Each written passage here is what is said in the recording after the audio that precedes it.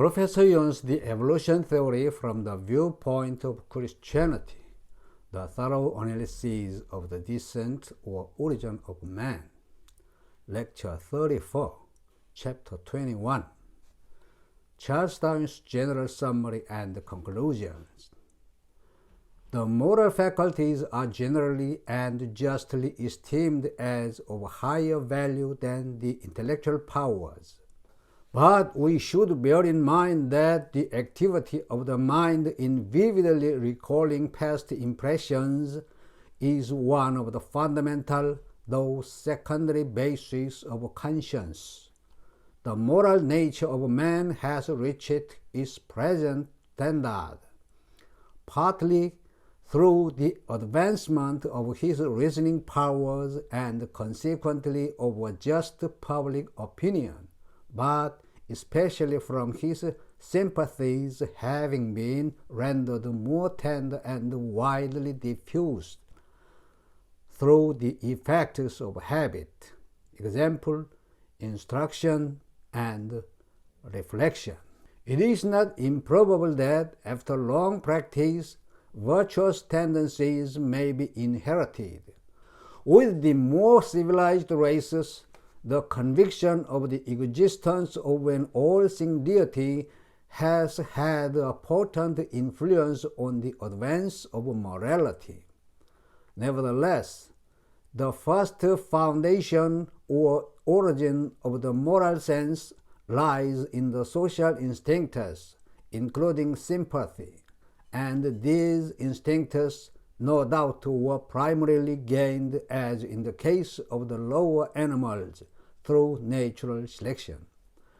I am aware that the conclusions arrived at in this work will be denounced by some as highly irreligious, but he who denounces them is bound to show why it is more irreligious to explain the origin of man as a distinct species by descent from some lower form, through the laws of variation and natural selection, than to explain the birth of the individual through the laws of ordinary reproduction.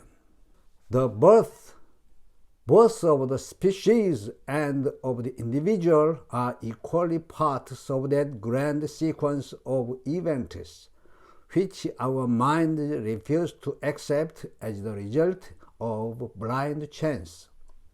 Sexual selection has played an important part in the history of the organic world.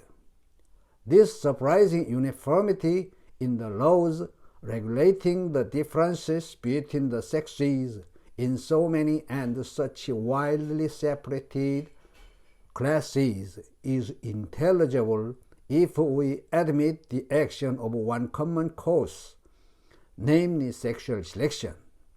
Sexual selection depends on the success of certain individuals over the others of the same sex in relation to the propagation of the species, whilst natural selection depends on the success of both sexes at all ages in relation to the general conditions of life.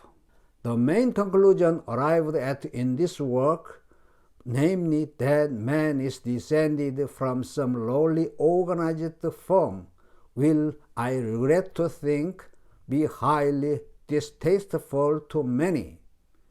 But there can hardly be a doubt that we are descended from barbarians.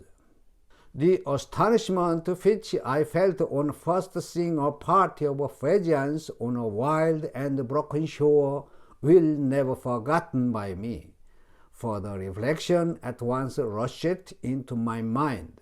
Such were our ancestors. These men were absolutely naked and bedaubed with paint.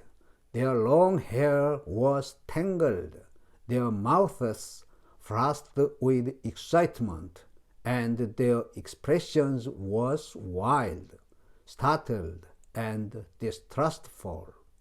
They possessed hardly any arts, and like wild animals, lived on what they could catch. They had no government and were merciless to everyone not of their own small tribe. He who has seen a savage in his native land will not feel much shame if forced to acknowledge that the blood of some more humble creature flows in his veins.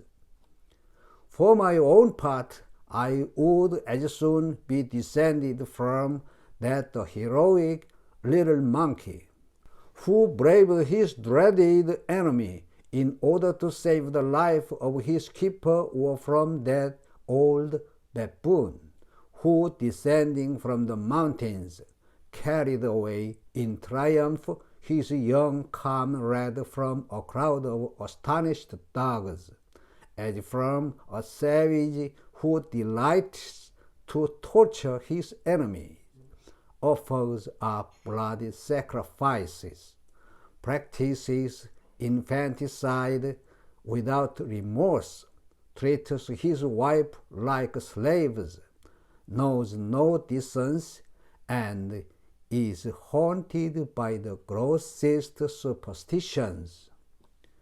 Man may be excused for feeling some pride at having risen, though not through his own exertions, to the very summit of the organic scale. And the fact of his having thus risen, instead of having been aboriginally placed there, may give him hope for a still higher destiny in the distant future. But we are not here concerned with hopes or fears, only with the truth as far as our reason permits us to discover it, and I have given the evidence to the best of my ability. We must, however, acknowledge, as it seems to me, that man with all his noble qualities, with sympathy, which he feels for the most debased, with benevolence, which he extends not only to other men, but to the humblest living creature, with his godlike intellect, which he has penetrated into the movements and constitution of the solar system. With all these exalted powers, man still bears in his bodily frame the indelible stamp of his lowly origin. The above is Charles Darwin's eloquence to finish it, the descent or origin of man. In the next lecture, there will be author's final conclusion. Shalom Aleichem.